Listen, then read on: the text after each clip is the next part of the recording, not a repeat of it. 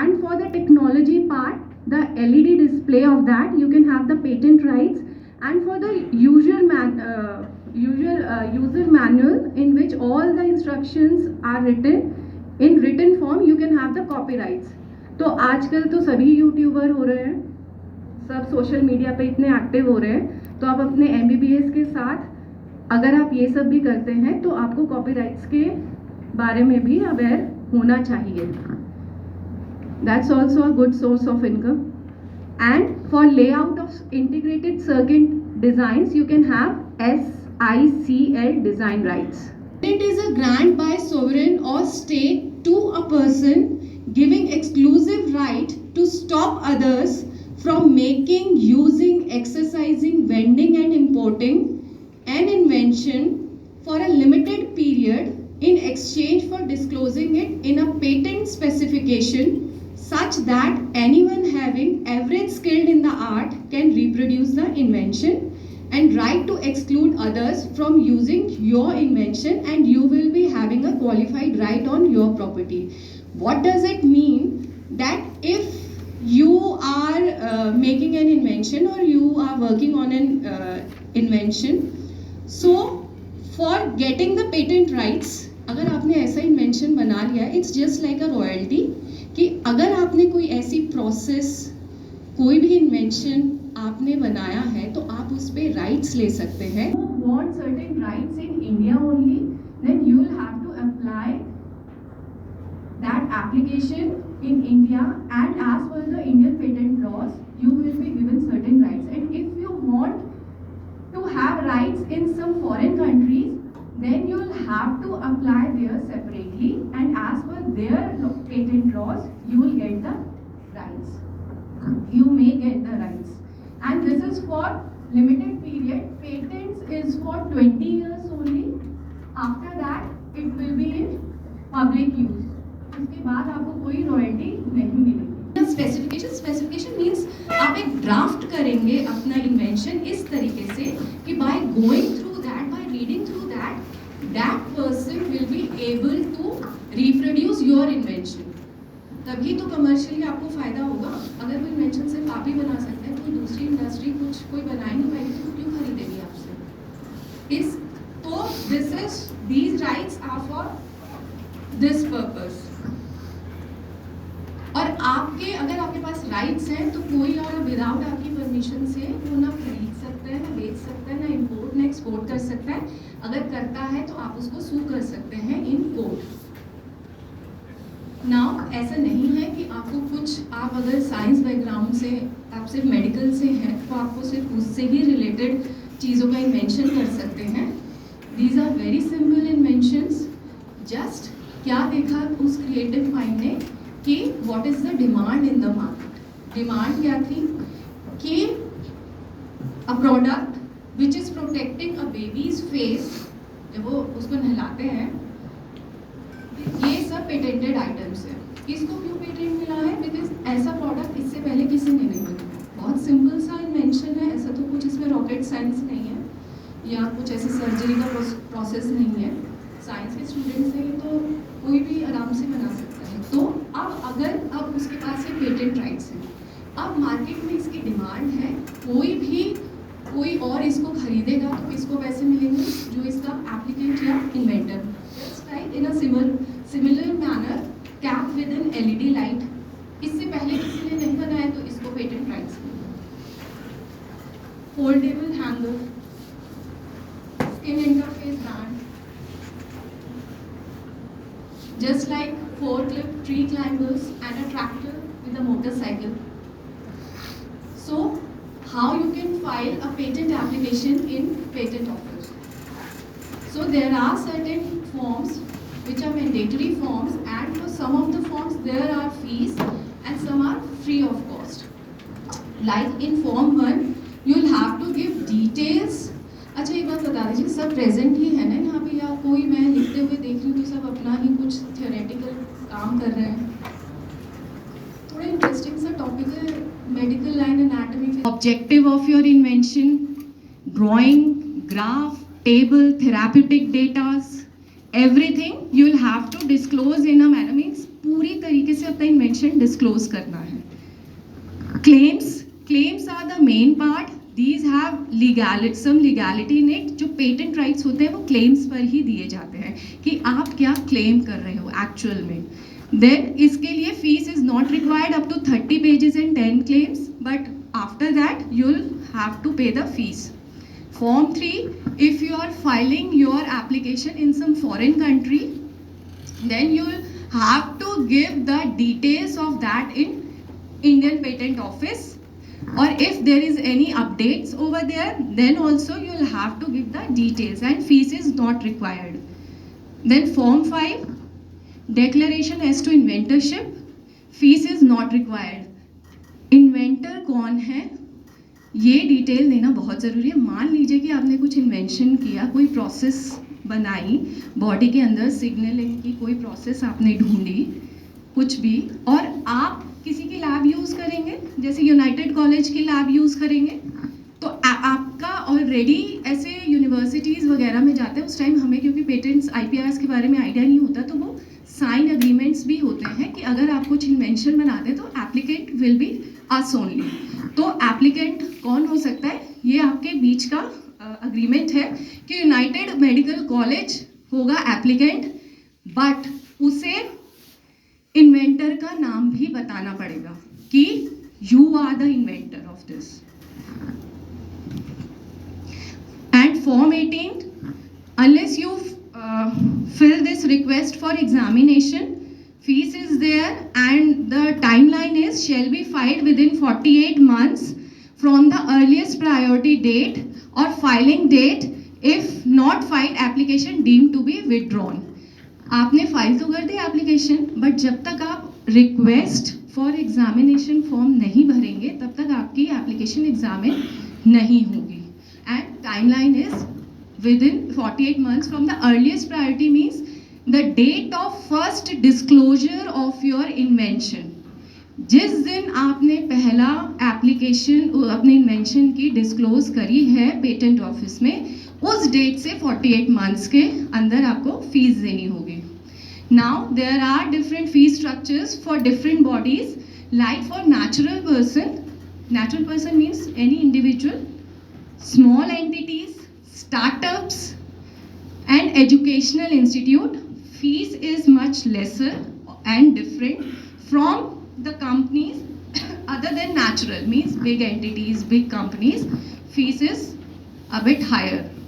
And there are fee structure for different forms, and for further details of fees you can refer to the first schedule of the Patents Rule 2003। You can go to the IP Intellectual Property Office website, ipindia.government.in। You will be having all the fees details। सारे guidelines हैं कि medical से, pharma से related किस तरीके से आप कौन से इन्वेंशन पर आपको मिलता है पेटेंट राइट्स, किस पे नहीं मिलता है। यहाँ थोड़ा नेशनल इंस्टीट्यूट है, उसके लिए 80% फीस रिड्यूस्ड की गई है ताकि ज़्यादा से ज़्यादा एप्लीकेशन लोग फाइल करें, उनको पेटेंट्स ग्रांट हो। This is the when you go to the IP India website, this is the e-filing portal। If you can go for the online filing, so you'll have to make an account and follow the instructions to submit your application of government organization। And if you are choosing India as an examination authority when you are applying through PCT is Patent Cooperation Treaty। This is a treaty with member countries, different countries, and India is one of the members of that treaty। If you are going or applying through this treaty, your application will be examined and you are choosing India as an examination authority, then you can also go for expedited examination।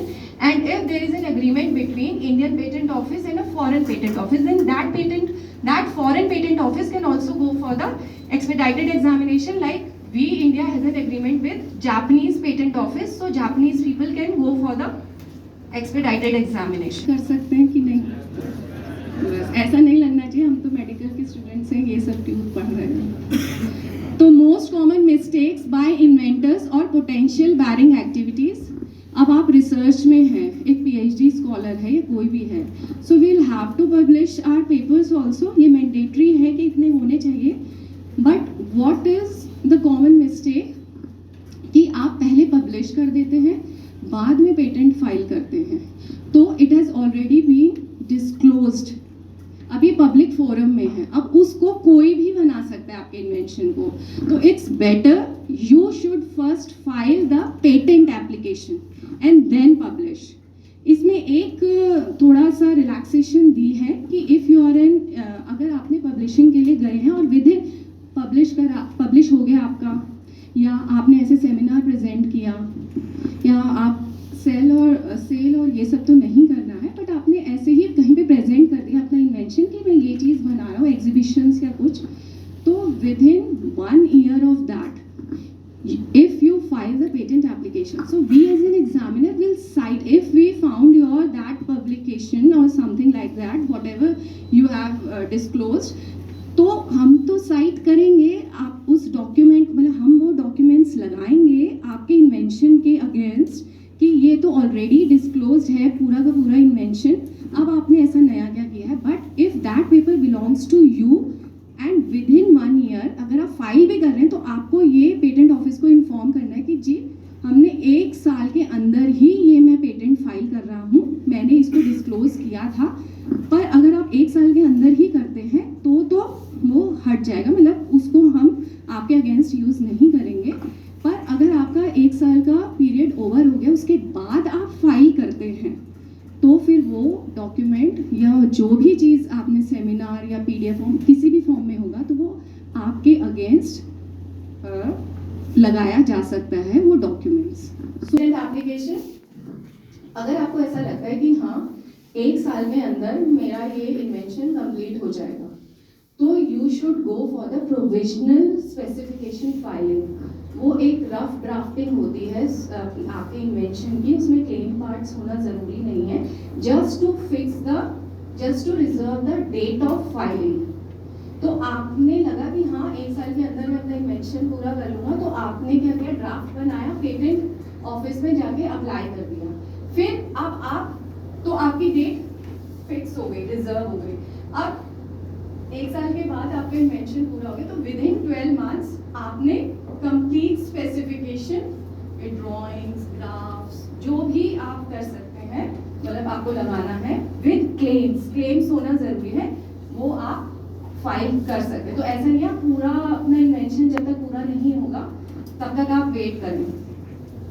So these are basic timeline. 48 reply to FR, जब आप अपना patent specification हमें देते हैं, जब हम examine करते हैं तो एक रिपोर्ट बनाते हैं, फर्स्ट एग्जामिनेशन रिपोर्ट, तो उसका रिप्लाई आपको विद इन 6 months में देना होता है। तो ये जैसे ये प्री ग्रांट ऑपोजिशन है कि ग्रांट होने से पहले कोई भी पर्सन इंटरेस्टेड आपके वो कह सकता है कि जी ये तो क्योंकि पब्लिश हो जाता है आपका जो भी आप देते हैं, वो आईपी इंडिया वेबसाइट पर पब्लिश हो जाता है आपका जो भी डिस्क्लोजर है, तो कोई भी पर्सन इंटरेस्टेड उसको लगता है आपने उसका इन्वेंशन चुरा लिया, या जो एग्जामिनर ने डॉक्यूमेंट्स लगाए हैं उसको लगता है कि और भी उसके पास कोई डॉक्यूमेंट्स है जो वो आगे इसको अपोज कर सकता है। एंड पोस्ट ग्रांटिंग, अगर आपको पेटेंट ग्रांट हो गया है, उसके विद इन 1 year कोई भी अगर पर्सन इंटरेस्टेड उसको लगता है कि नहीं ये चुराया है या गलत मिला है, और भी डॉक्यूमेंट्स है, ये सही इन्वेंशन है, उसने कुछ रूल्स कुछ फॉलो नहीं किया, तो वो भी आकर ऑपोजिशन फाइल कर सकता है। देन हियरिंग होती है, पार्टीज में यहाँ पे फिर सब कुछ देखकर फैसला लिया जाता है। नाउ प्रोसेस क्या है, यही जो मैंने बताया है, 3 रूट्स होते हैं, देयर आर 3 रूट्स में अपनी कंप्लीट स्पेसिफिकेशन फाइल कर सकता है। जैसे कोई ये दोनों फॉरेन है, फॉरेन फाइलिंग रूट है। मान लीजिए कि कोई यूएसए का कैंडिडेट आ रहा है, उसने पहला डिस्क्लोजर कहाँ कर दिया, यूएसए में, तो उसकी फर्स्ट प्रायोरिटी रिजर्व हो गई वहां से, तो उसके विद इन 31 months उसको इंडिया में फाइल करना होगा। ऐसे कन्वेंशन है पेरिस कन्वेंशन, वो either for provisional and you can directly file the complete specification. And after देखी जाती है कि कितना एक novelty, inventive step and industrial applicability, novelty में कितना न्यू है आपका इन्वेंशन, और उसके लिए सिर्फ एक ही आपका क्लेम एक है जिसमें कि वो ये कह रहे हैं कि एक्स और वाई कंपाउंड को मिलाकर मैंने एक ऐसी टैबलेट बना दी। डेट ऑफ फाइलिंग से पहले एक डॉक्यूमेंट ले लिया जो सेम यही चीज़ बता रहा है कि ये कंपाउंड यूज़ करे हैं और ये फीवर और पेन को सबसाइड कर रहा है, और आपने कितनी 50 mg की टैबलेट बनाई है, उसने भी 50 mg, तो बिल्कुल सेम हो गया ना। तो आपका क्या नया रहा? तो ये नोवेल्टी किलिंग डॉक्यूमेंट होगा। इन्वेंटिव में क्या हुआ कि एक डॉक्यूमेंट में सारी चीजें नहीं मिली है, एक में मिल गया एक्स कंपाउंड सबसाइड्स फीवर, एक में मिल गया वाई कंपाउंड सबसाइड्स पेन। तो एक person skilled in the art, आप लोग क्या इन्वेंशन में क्या करते हैं, पब्लिकेशंस देखते हैं, उनमें से कोई चीज इसमें से लेते हैं, कोई चीज इसमें से लेते हैं, फिर अपना इन्वेंशन बनाते हैं। तो अगर मुझे ये दो डॉक्यूमेंट्स मिल गए तो जो आप ही की सिमिलर फील्ड में काम कर रहा है वो इन दोनों पेपर्स को देखकर आपके इन्वेंशन पर आ सकता है। तो इसमें इन्वेंटिव में एटलीस्ट 2 डॉक्यूमेंट्स चाहिए जिसमें कि सेम डिस्क्लोजर अलग अलग पेपर्स में होते हैं। तो हम कह सकते हैं कि ये तो आप इनको मिलाकर आराम से आप इन्वेंशन बना सकते हो। अब आप ये कहते हैं कि नहीं साहब, पहले तो ये 100 mg में बन रहा था, मैंने तो 50 mg बना दिया और सेम इफेक्ट दे रहा है। तो अब ये केस टू केस वेरी होता है। एग्जामिनर देखेगा कि क्या वो कंपाउंड इस तरीके से पहले नोन था कि अगर हम उसके कंसंट्रेशन को रिड्यूस करते हैं तो भी वो इसको सबसाइड करेगा कि नहीं, और वो थेरापेटिकली इफेक्टिव होगा कि नहीं। तो ये केस टू केस डिपेंड करता है। हो सकता है कि आपने ऐसे सरप्राइजिंग इफेक्ट दे दिए कि एग्जामिनर सोचेगा नहीं, अगर इसकी कंसंट्रेशन करेंगे तो उसकी प्रॉपर्टीज चेंज हो जाएगी, ये भी तो नॉन ऑब्वियस हो गया person skilled in the art कि वो ये नहीं सोच सकता था कि इस तरीके से एक ऐसा टैबलेट बनाया जा सकता है। बट अगर वो ऑब्वियस है कि हाँ ऐसे इसका कम कर भी देंगे तो भी इसकी प्रॉपर्टी सेम होगी, तो आपका पेटेंट रिजेक्ट भी हो सकता है। इस तरीके से पेटेंट सर्टिफिकेट होता है, serial number, applicant name, title of the invention. अगर इन्वेंटर चाहे तो कुछ सर्टेन फॉर्म्स होते हैं, फॉर्म्स को फिल करके ये कह सकता है कि मुझे भी अपना नाम चाहिए इस पेटेंट सर्टिफिकेट पे। ऐसा नहीं कि सिर्फ एप्लीकेंट का ही नाम हो सकता है। जैसे ही एप्लीकेशन आती है, स्क्रीन होती है, क्लासीफाई होती है।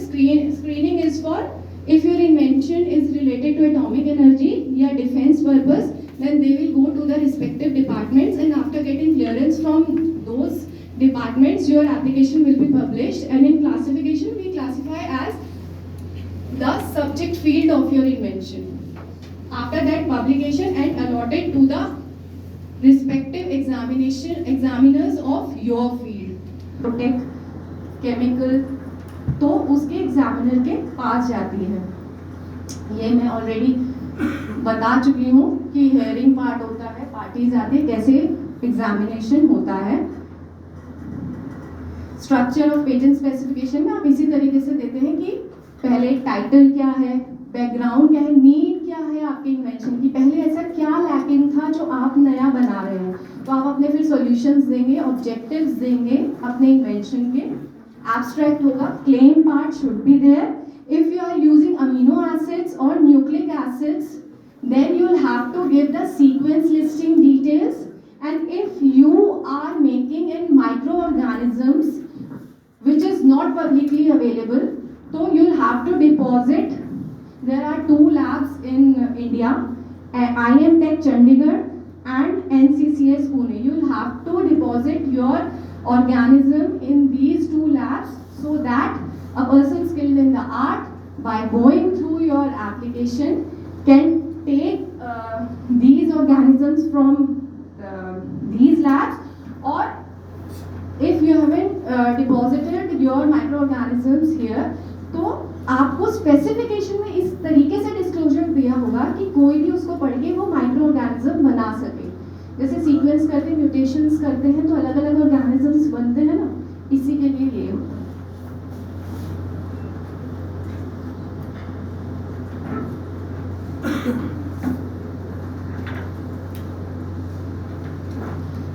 अब एक सेक्शन होता है जिसमें कि कौन से इन्वेंशंस को पेटेंट ग्रांट नहीं दिया जा सकता है। This is as per section 3, the invention frivolous or obvious to the public, contrary to well-established natural laws, like well-established natural laws में क्या आएगा, जैसे ग्रेविटेशनल फोर्स, ये भी well-established law है.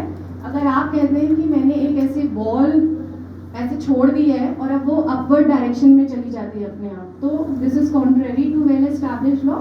तो इस तरीके से ऐसे बॉडी में भी जितनी बायोलॉजिकल प्रोसेसेस होती हैं, अब आप कोई ऐसा कॉन्ट्रेरी उसका बता दें तो जो वेल एस्टैब्लिश्ड है, तो अगर उसके अगेंस्ट में है तो आपको उस पे नहीं मिल सकता है patent rights. If some invention which is injurious to public health, उस पर भी नहीं मिलेगा. mere arrangement और rearrangement, this is basically for the engineering students, like अलग अलग मशीन के पार्ट्स को लगा दिया है एक ही बॉडी में, मतलब एक ही मशीन में, पर वो सेपरेटली वर्क कर रहे हैं. जैसे एक अम्ब्रेला लिया, उसमें फैन लगा दिया, तो वो कह रहे हैं जी मैंने तो ऐसी अम्ब्रेला बनाई है जो बारिश में भी बचाते हैं, मुझे हवा भी देती है.